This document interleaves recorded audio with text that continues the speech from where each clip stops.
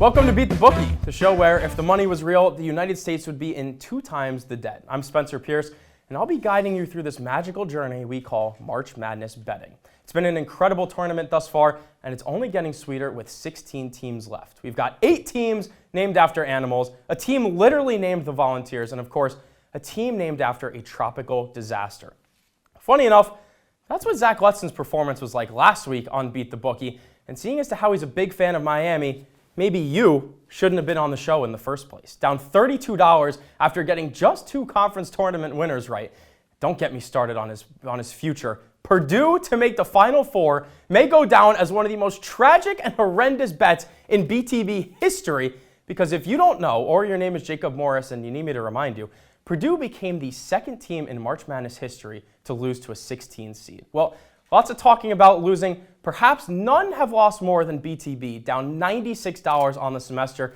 We haven't even gotten to the NFL draft or the Masters show that is notorious for never, ever winning money. But let's boogie over to what should be a slugfest between the Bruins and the Bulldogs. The last time these 2 teams played, we were gifted an all-time tournament moment when Jalen Suggs launched one from half court to sink the Bruins. UCLA enters this game as a 2.5-point favorite. I think there's a lot of good value there. The Bruins have been rolling as of late despite losing Jalen Clark before the tournament. That score versus Northwestern last week made the game seem a lot closer than it was, and I'm here to tell you right now it wasn't that close. As for Gonzaga, they boast one of, if not the best offense in the country, but UCLA has one of the best defenses. The Bruins are also a whole lot bigger than TCU was, and I like Timmy to be slowed down in a game like this. Give me UCLA minus 2.5 for $10. We'll move Midwest. We've got the 2-seeded Longhorns and the 3-seeded Musketeers. Now, in my bracket of every single mascot fighting each other, the Muskies have already lost to the Iowa State Cyclones, but that's not really important.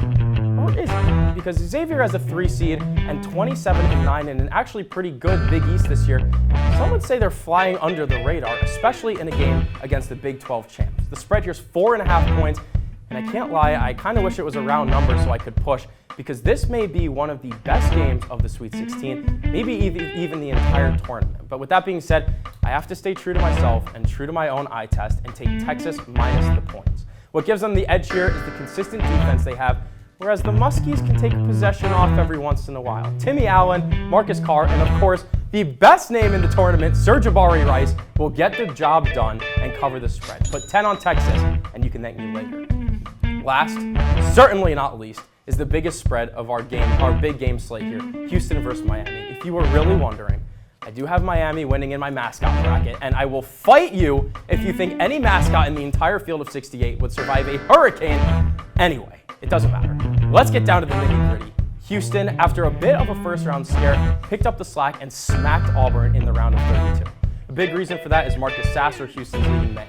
22 points in the round of 32, working with a bad groin, only makes this game a lot more intriguing when you factor in near a week of rest that he'll have. This one is truly a toss-up, and honestly, I kind of wish I could avoid it, but in a tournament like this, with a coach like theirs and a pretty proven track record, I'll take Miami plus the points. I love how they've been playing lately, and the Jim Boeheim clone on the sideline, is an undeniably experienced coach. I don't feel as confident about this one, and that's okay. We're just going to put $5 on the Hurricanes.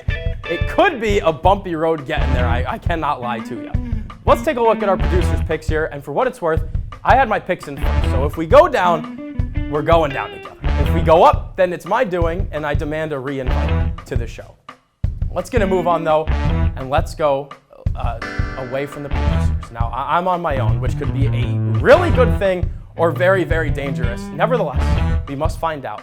And it hurts me so bad to do this as a KU fan, but I just really love how good they've looked lately. It's the Kansas State Wildcats. Don't get me wrong, the story behind Michigan State this year is obviously incredible, following the shooting on their campus. Tom Izzo is one of the best coaches of all time, and his team is absolutely rolling, but not enough to make them favorites in the Garden. Marquise Noel is putting on for the Short Kings all around the world, and Keontae Johnson's season just keeps getting better and better. Where the water gets murky is whether or not we take the money line here or Kansas State plus the points. I've been wrestling with this for a while, but I've settled on taking Kansas State plus 1.5 because it's March. It's the Garden. All I need is a buzzer beater to ruin my Beat the Bookie appearance, so we'll play it safe and take the plus points for $10. Next up on the docket is a team we haven't talked about yet, and that's the #1 overall seed in the tournament, the Alabama Crimson Tide. They have a really, really nice region of the bracket, and it would be a shock not to see them in the Final Four.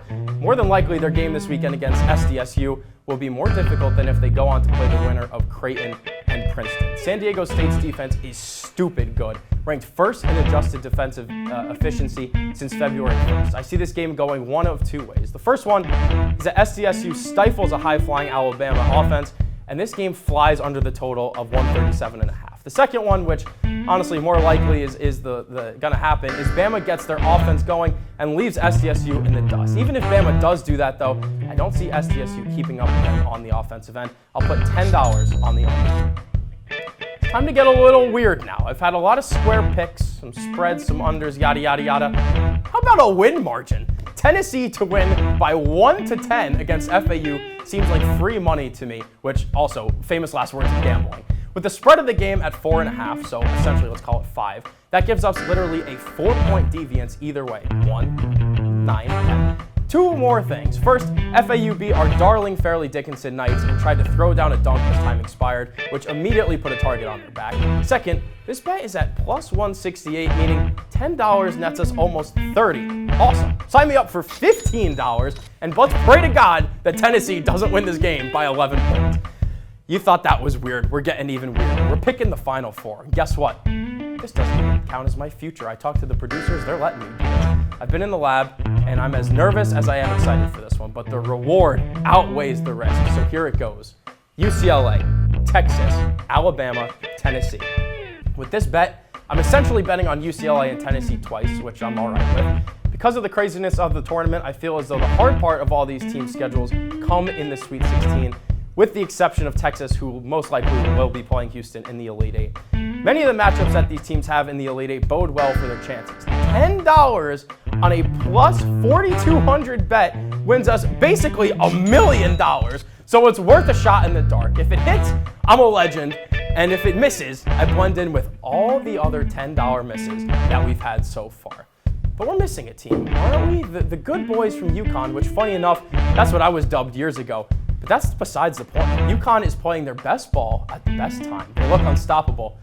That's why I like Arkansas. After a thrilling victory against Kansas, you bet they're hungry for more. Eric Musselman, shirt off, shirt on, and his crew have already played against the best. And it's not like they didn't capitalize. They're a physical bunch, and of most of the matchups that I could see going wrong, this is the one for me. $10 on the Razorbacks, and hopefully we can say Woo Pig Suey together. It's parlay time. We know this ain't hitting, but it's worth a shot. All money lines here. Kansas State, Texas, UCLA, plus 478 and $10 is a huge hitter for money lines that I feel really good about. Since I already took all three teams to win and cover, why not go for it? I can't believe we made it this far, but we're still not done yet. Squidward time. You know what that means.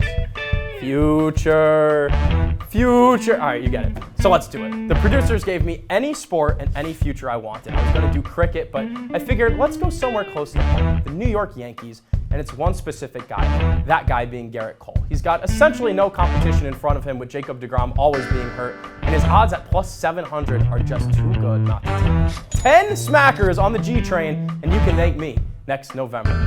It's recap time, and I just cannot express to you enough that I have no idea what is going to happen. I could be the first ever BTB host to lose every single pick, but let's hope I'm not. Lots and lots of $10 here and there, but it's all out of my control. The only thing we can hope for at this point is the teams that we need to put the ball in the hoop more than the teams that we bet against.